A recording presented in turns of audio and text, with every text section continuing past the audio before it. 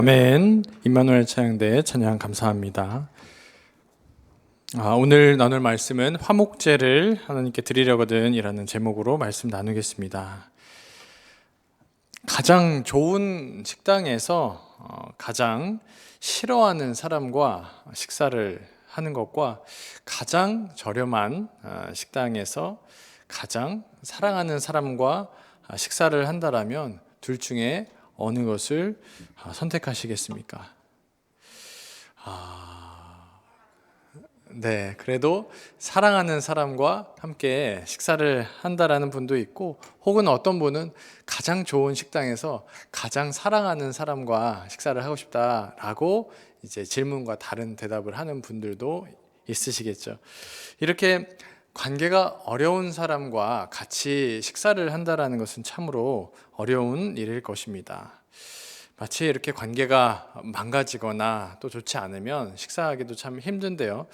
그것뿐만 아니라 부모님이나 또 친구들 또 다른 어떤 장소에서 관계가 많이 틀어져 있거나 그렇게 틀어진 상태로 오랜 세월이 흐른 그런 경험을 성도님들께서는 해보셨습니까?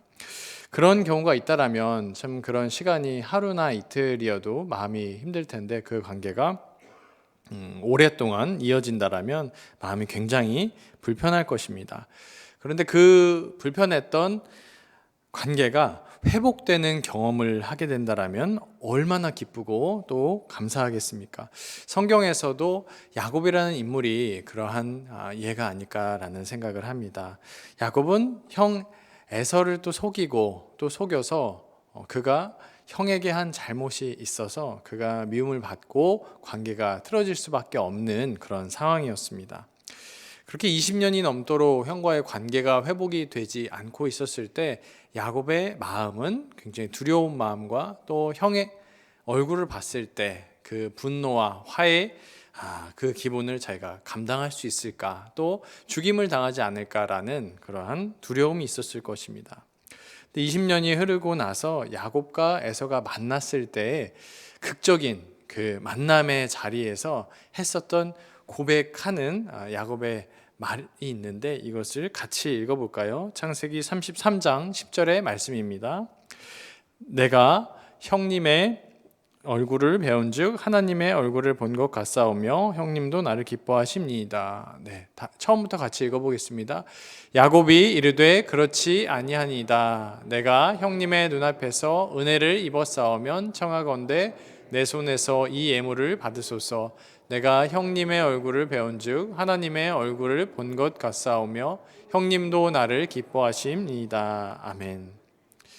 형님의 얼굴을 본 것이 마치 하나님의 얼굴을 본 것과 같았다라고 말씀합니다. 그만큼 그 분노의 감정을 느낄 수 있었던 형의 얼굴에서 이제 관계가 회복되었을 때 마치 하나님의 얼굴을 본 것 같았다라고 말씀합니다.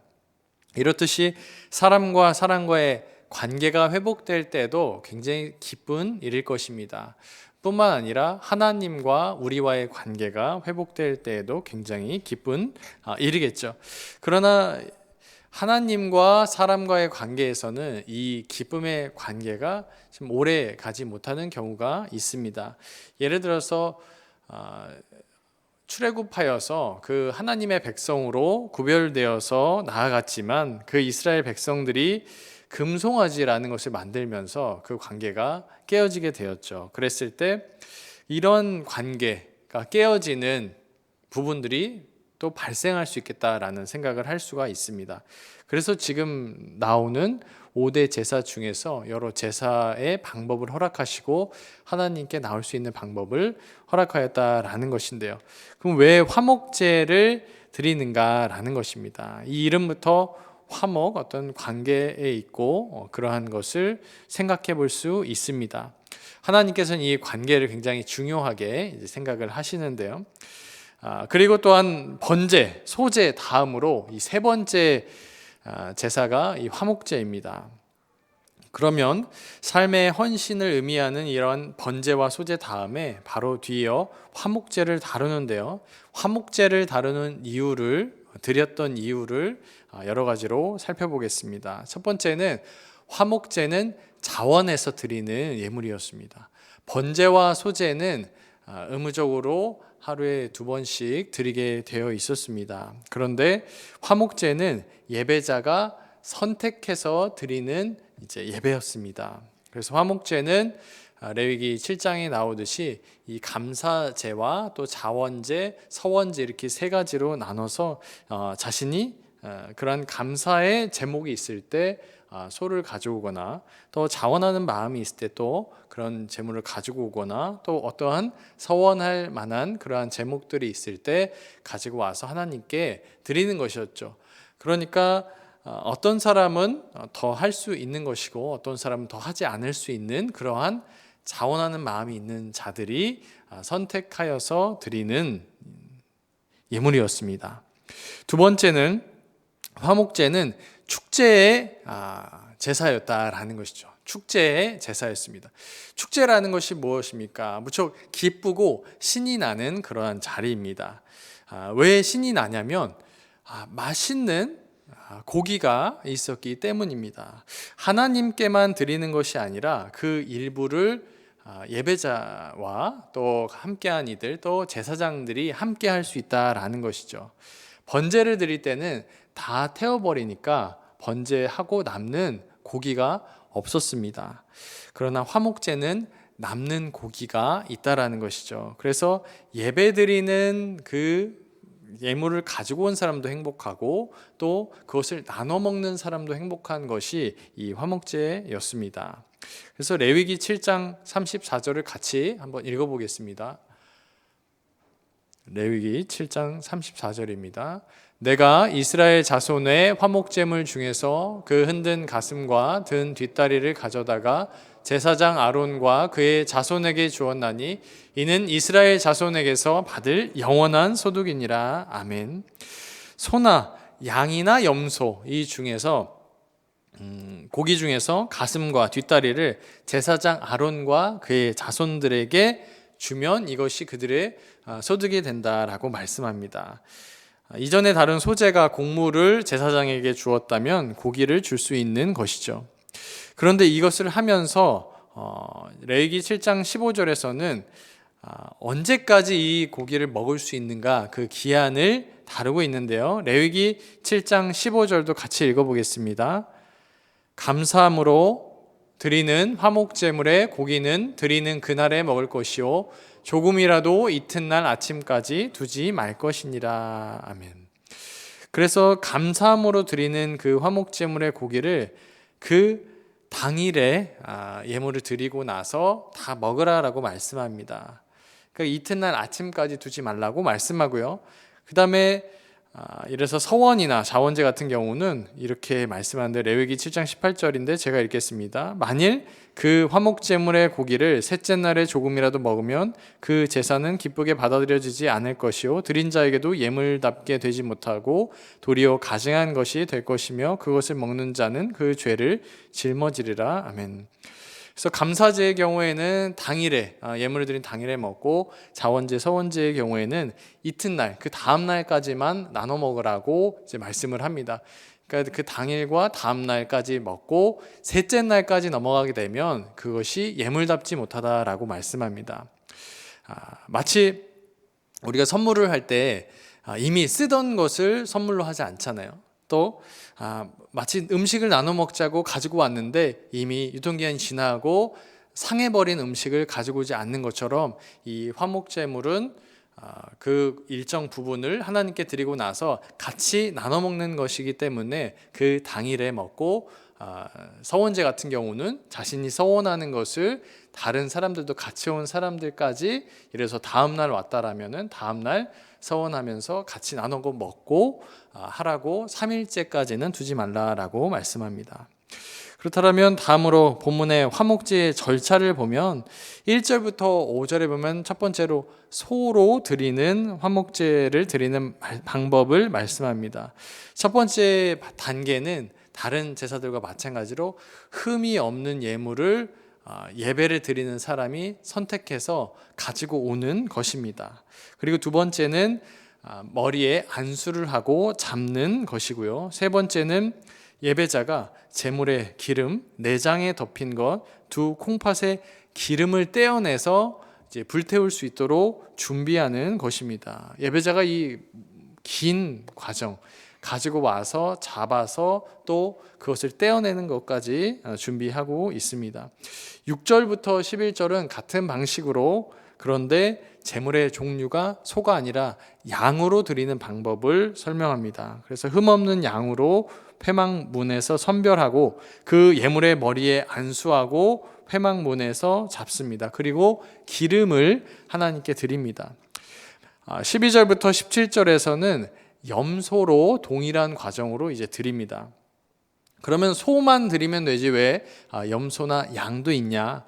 이 3가지 종류로 하는 이유는 화목제를 드린다라면 그때 예를 들어 소를 준비할 수 있는 사람이 있지만 요새도 소의 가격이 무척이나 비싸서 한 경차의 한 반값에서 3분의 1 정도의 값이 되는데 그 정도의 가격을 준비해서 온다라는 것이 이제 어려운 경우가 있을 것입니다. 그러한 경우는 염소나 이제 양의 경우로 가능할 것입니다. 그래서 모든 이들이 자신이 원하는 형편에 따라서 감사나 자원이나 서원의 고백을 하나님께 할 수 있도록 하는 방법이었다라는 것입니다.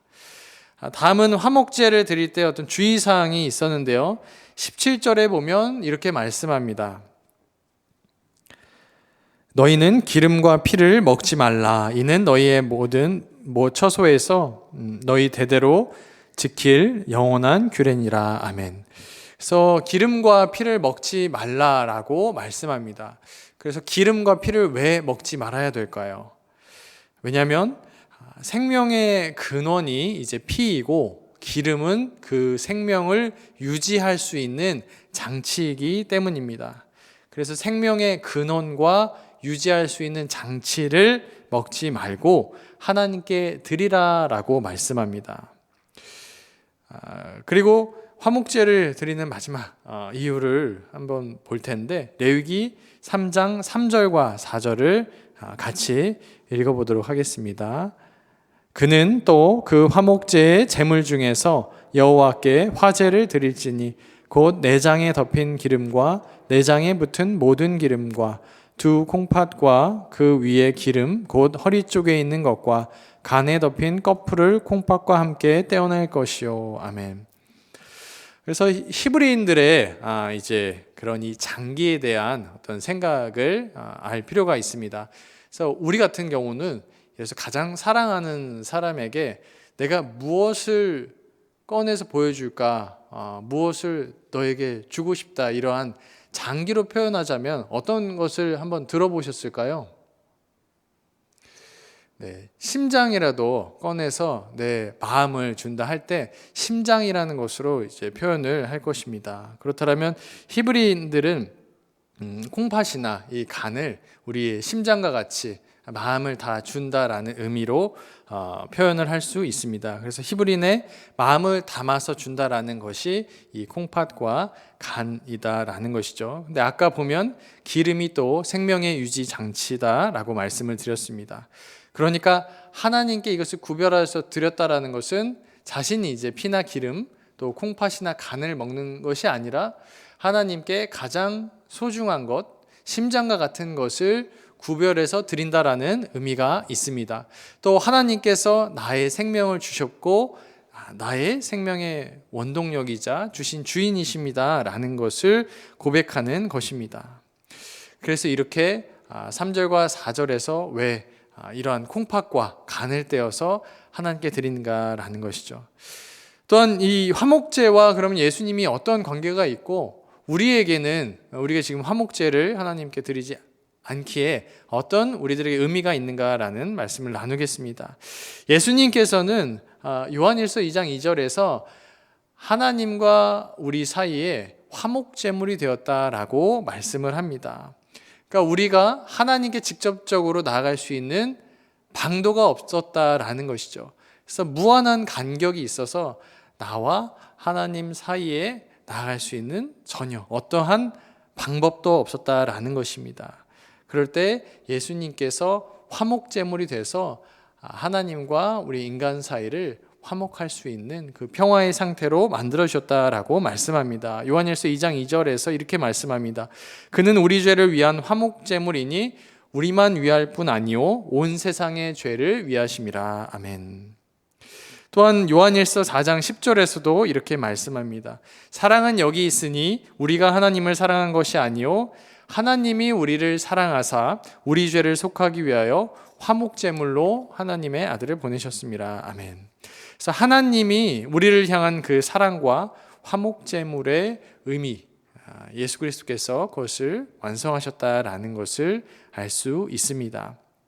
그러면 이 땅을 살아가는 우리들이 이 화목제물의 대신 예수 그리스도의 본을 따라서 어떠한 방법으로 나아갈 수 있을까? 두 가지로 적용하겠습니다. 첫 번째는 하나님과의 관계에서의 회복을 말씀을 나누고 싶습니다. 하나님과의 관계에서의 회복이 요한일서의 말씀을 근거해서 이 죄의 고백이 있습니다. 2장 2절에서 죄를 위한 화목제물로 그를 들이셨기에 우리는 그분의 말씀에 근거하여 회복을 경험할 수가 있습니다. 로마서 5장 10절과 11절의 말씀 같이 읽어보겠습니다. 곧 우리가 원수 되었을 때에 그의 아들의 죽으심으로 말미암아 하나님과 화목하게 되었은즉 화목하게 된 자로서는 더욱 그의 살아나심으로 말미암아 구원을 받을 것이니라. 그뿐 아니라 이제 우리로 화목하게 하신 우리 주 예수 그리스도로 말미암아 하나님 안에서 또한 즐거워하느니라. 아멘. 그래서 로마서 5장 10절과 11절에서 이 우리와 하나님과의 예수 그리스도에 인한 화목을 말씀합니다. 그러니까 우리가 화목하게 되었으므로 그 안에 기쁨이 넘친다라고 말씀합니다.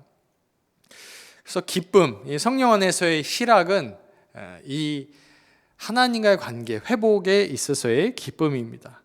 그런데 이 기쁨에 우리가 일시적으로 머무르는 것이 아니라 우리가 하나님과 영원한 기쁨 안에 머물기 위해서는 우리가 하나님과의 관계가 지속적으로 친밀해야 된다라고 성경은 말씀합니다. 그래서 히브리서 12장 4절에서는 이렇게 말씀하는데요. 같이 읽어볼까요?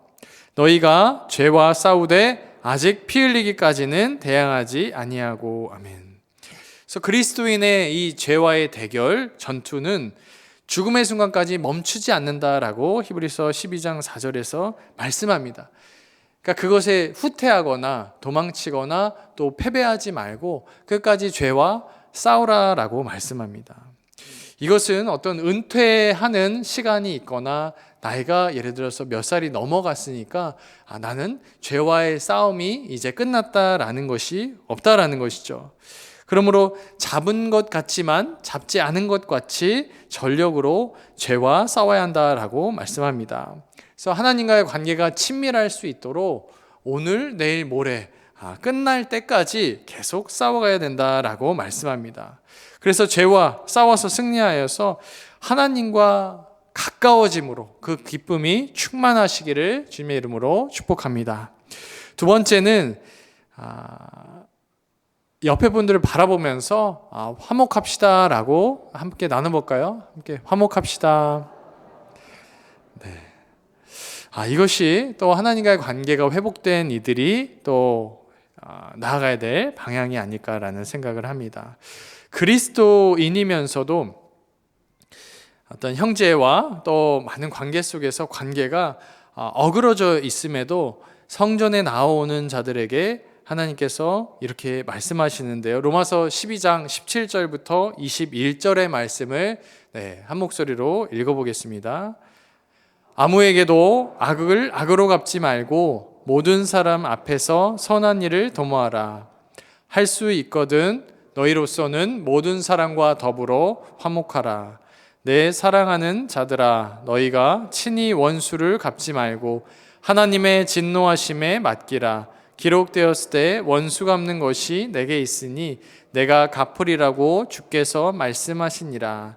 네 원수가 줄이거든 먹이고 목마르거든 마시게 하라. 그리함으로 네가 숯불을 그 머리에 쌓아 놓으리라. 악에게 지지 말고 선으로 악을 이기라. 아멘. 18절에서는 할 수 있거든 너희로서는 모든 사람과 더불어 화목하라라고 말씀합니다.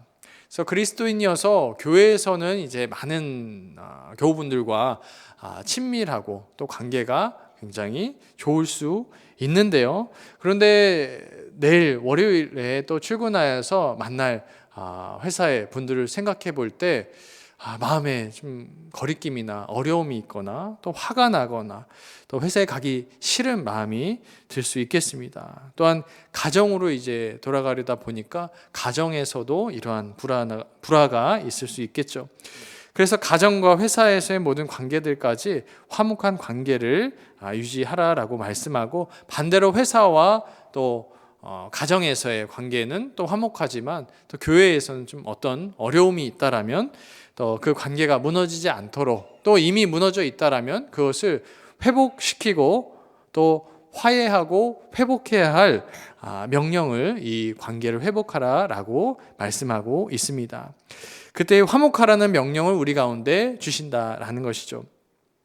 그리고 너무나 원한 관계거나 갈등이 깊어져서 19절에서는 원수를 이제 갚고 싶은, 이제 때가 왔으니까 그 원수를 갚아버리고 또 내가 내 손에 피를 묻혀야겠다라고 생각할 수 있습니다. 그러나 하나님께서는 그 원수를 직접 갚지 말라라고 말씀하시죠. 하나님의 진노하심에 맡기고 원수 갚는 것이 하나님께 있으니 하나님께서 갚아주실 것이다 라고 말씀하셨습니다.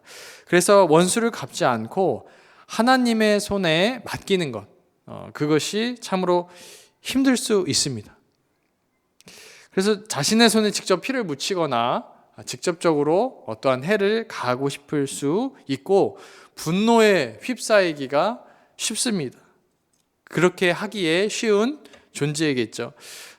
이때 성경의 인물 몇 명을 보면서 어떤 식으로 우리가 그러한 분노나 또 원수를 갚고 싶을 때 어떻게 하면 좋을지 몇 명을 살펴보겠습니다. 아브라함은 어떨까요? 아브라함은 창세기 13장 8절에서 다툼의 상황에 놓였습니다. 자신의 목자들과 또 롯의 목자들이 다투게 되는 그런 상황이었죠. 그러니까 이런 부분들을 롯과 같이 양자 대면을 해서 어떤 식으로든 해결을 해야 되는 상황이었습니다. 그때 아브라함이 롯에게 이르되 우리는 한 친족이니라, 나나 너나 내 목자나 네 목자나 서로 다투게 하지 말자라고 하면서 다투지 않고 상황을 해결하려고 좀 노력을 합니다. 아브라함은 또 조카 롯에게 다투거나 화를 낼 수 있는 또 윗사람이었지만 그렇게 하지 않고 양보하고 먼저 선택할 수 있도록 하는 우선권을 줍니다. 그래서 양보함으로 롯과 다투거나 또 원수가 될 수 있는 충분한 어떤 상황이었지만 화평을 누릴 수 있게 되는 그러한 선택을 합니다. 결과적으로 롯의 최후는 어떻습니까? 롯은 그가 어떻게든 아브라함에게서 자신이 먼저 선택해서 많은 것들을 이루어 보려고 했지만 그가 자신이 가졌던 재산과 또 아내까지 잃게 되는 그러한 상황들, 그래서 겨우 그 도성에서 빠져나오기에 급급했던 모습을 보게 됩니다. 그러나 오히려 다투지 않으려고 하고 양보하고 하나님께 그 자리를 맡겼던 아브라함은 오히려 하나님께서 더 세워가시고 채워주셨다라는 것을 우리가 기억할 수 있습니다. 그러므로 다툼의 순간에 이 아브라함의 사례를 기억하는 것이 참 중요하겠습니다. 예수님께서는 어떻습니까? 예수님은 자신을 배신한 제자가 있었죠. 나를 배신한 사람이 있다라면 어떻게 하시겠습니까? 그것도 그냥 배신한 것이 아니라 3번이나 배신하여서 그 입술로 고백하고 나는 전혀 모른다라고 고백하였던 베드로. 그 베드로를 찾아가서 요한복음 21장 12절에서는 3번이나 배신하였지만 고백하였지만 배신으로 와서 조반을 먹으라, 조식을 먹자, 아침을 먹어야 된다라고 와서 손을 내미시는, 배신한 제자에게 다시 손을 내미시는 분입니다. 그렇게 손을 다시금 내밀어 줬을 때 베드로가 회복되고 관계가 회복되었다라고 말씀합니다. 그러므로 나를 배신하고 참 어렵게 하는 사람들에게 우리 또한 예수님의 본을 따라서 너무나 하기 싫음에도 손을 먼저 내밀어 보는 그러한 한 주가 되시기를 주님의 이름으로 축복합니다. 하박국은 어떻습니까? 그는 민족이 자체가 불의해서 세상을 바라보기도 싫은, 빨리 망했으면 좋겠다라는 그러한 마음까지 품었던 사람입니다. 그래서 하나님께 항변하죠. 하나님께서 악을 방관하는 분이십니까? 라고 질문합니다. 그때 하나님께서는 이렇게 말씀하시죠. 그 종말이 속히 이르겠고 결코 거짓되지 아니하리라. 비록 더딜지라도 기다리라. 지체되지 않고 반드시 응하리라. 아멘. 하나님께서 정의와 공의의 하나님임을 말씀합니다. 그러므로 하나님께서 모르시거나 지체하시거나 악을 방관하고 있지 않다라는 것입니다. 그래서 그리스도인이 선함으로 그들에게 나아가고 또한 돌이킬 기회를 주시는 것이지 그들을 악한 자들을 심판하지 않는 분이 아니십니다. 그러므로 하나님께서도 우리가 화목할 수 없는 자였는데 예수 그리스도의 화목제물로 나와 하나님과의 관계를 이어주사 내가 하나님을 먼저 사랑한 것이 아니라 하나님이 나를 사랑하셨던 것 같이 그 사람들이 정말 돌아올 수 없는 악한 세상이고 악한 자들이다라는 것을 우리가 본다고 할지라도 하나님의 자비하심으로 그들 또한 돌아올 수 있는 사람이겠구나라는 일말의 희망을 가지고 그들을 향하여서도 기도할 수 있기를 주님의 이름으로 축복합니다.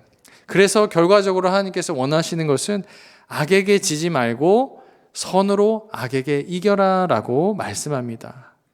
그래서 형제와 화목하기 어려운 것이 이 미움이나 어떠한 마음의 분노나 갈등, 그것 가운데 그것으로 가득 채워져 있게 되면 내 손에 피를 묻히고 또 내가 하나님이 되어서 그 원수 갚는 것을 계속 하고 싶어지는 마음이 들 것입니다. 그럴 때 그것 자체를 하나님, 제 손에 피를 묻히는 것이 아니라 하나님께 이 원수 갚는 것을 맡겨드립니다 라고 하나님의 손에 있습니다 라고 고백하시기를 원합니다. 그때 미워하는 존재가 있거나 또 어려워하는 사람들이 있을 때 가정에 있을 수 있고 또 회사에도 있을 수 있고 또 교회 내에서도 있을 수 있다라는 생각이 듭니다.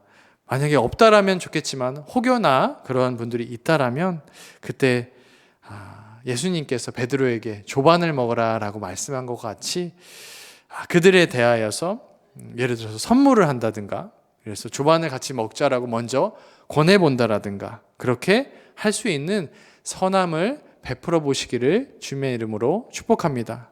제가 말씀드리는 것이 외부의 그리스도인이 아니라면 사실 말도 안 되는 요청일 수 있지만 오늘 또 성경에서 그리스도인이기 때문에 할 수 없음에도 예수님께서 우리를 사랑할 수 없는 대상인데 또 예수님께서 우리를 사랑해 주신 것처럼 그러한 마음으로 순종할 수 있기를 원합니다. 오늘의 말씀을 정리합니다. 화목제는 성경에 나오는 이 5개의 제사, 오늘 5개의 제사 중에서 3번째 제사, 이 화목제사는 어떻게 보면 기쁨의 제사다, 나눔의 제사고 또 회복의 제사이고 감사의 제사이다라고 말씀드리고 싶습니다. 그래서 하나님께서 우리들을 이 화목제로 모든 이들 가운데 화평케 하고 같이 나눌 수 있고 기쁨을 나눌 수 있는 도구로 이 땅 가운데서 신약의 모든 성도 가운데서도 그 역할을 감당하기 원하신다라는 것을 기억하시기를 원합니다. 시편 100편이 이 화목제를 감사제로 드릴 때 함께 고백하였던 시편인데요. 이 시편 100편을 같이 읽고 말씀을 마치겠습니다. 네, 같이 읽겠습니다. 온 땅이여 여호와께 즐거운 찬송을 부를지어다. 기쁨으로 여호와를 섬기며 노래하면서 그의 앞에 나아갈지어다. 여호와가 우리 하나님이신 줄 너희는 알지어다. 그는 우리를 지으시니요 우리는 그의 것이니 그의 백성이요 그의 기르시는 양이로다. 감사함으로 그의 문에 들어가서 찬송함으로 그의 궁정에 들어가서 그에게 감사하며 그의 이름을 송축할지어다. 여호와는 선하시니 그의 인자하심이 영원하고 그의 성실하심이 대대에 이르리로다. 아멘. 기도하겠습니다. 하나님 아버지 감사합니다. 오늘 하나님 앞에 화목함으로 구별되어 나아가길 원합니다. 하나님께서 주신 생명이 있으므로 매일 감사함으로 나아가길 원합니다. 그리고 그 감사가 형제 우애와 모든 사람들 간에 친밀하고 또 선하며 품을 수 있도록 사랑으로 열매 맺을 수 있기를 간절히 바라고 원하옵나이다. 성도님들이 가는 곳곳마다 화평케 하는 열매로 또 하나님의 아들인 것과 주의 자녀인 것을 드러내기를 원하오며 모든 말씀 예수 그리스도의 이름으로 기도드립니다. 아멘.